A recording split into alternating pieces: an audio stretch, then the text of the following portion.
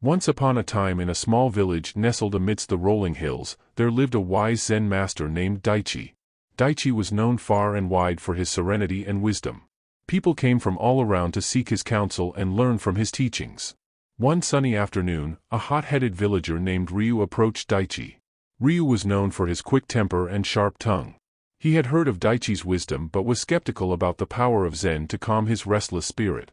He walked up to the Zen master with an air of arrogance and said, "I've heard you're some kind of wise man, Daichi. But let me tell you, I don't think your Zen can help me at all. People like you are all talk, no action." Daichi looked at Ryu with a serene smile and invited him to sit under a large cherry blossom tree. "Please, Ryu, join me," Daichi said calmly. Ryu reluctantly sat down, ready to engage in a heated argument.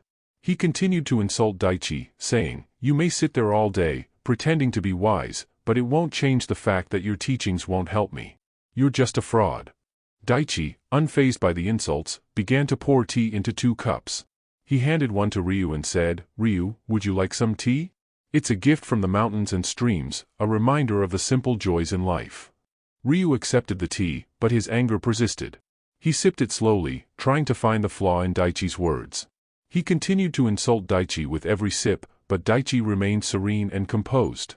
After a while, Ryu realized that Daichi wasn't getting angry or reacting to his insults. This puzzled him.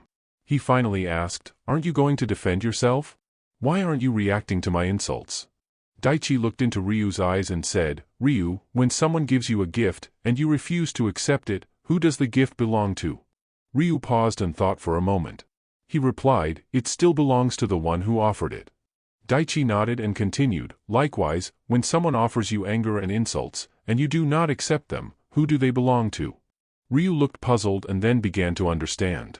He realized that he had been carrying the burden of his own anger and insults all along, allowing them to affect his inner peace. With a newfound perspective, Ryu thanked Daichi for the lesson and admitted, "You are truly a wise man, Daichi. I see now that the power of Zen is in mastering oneself and not reacting to the negativity of others." Daichi smiled and said, "Remember, Ryu, insults and anger only have power over you if you choose to accept them.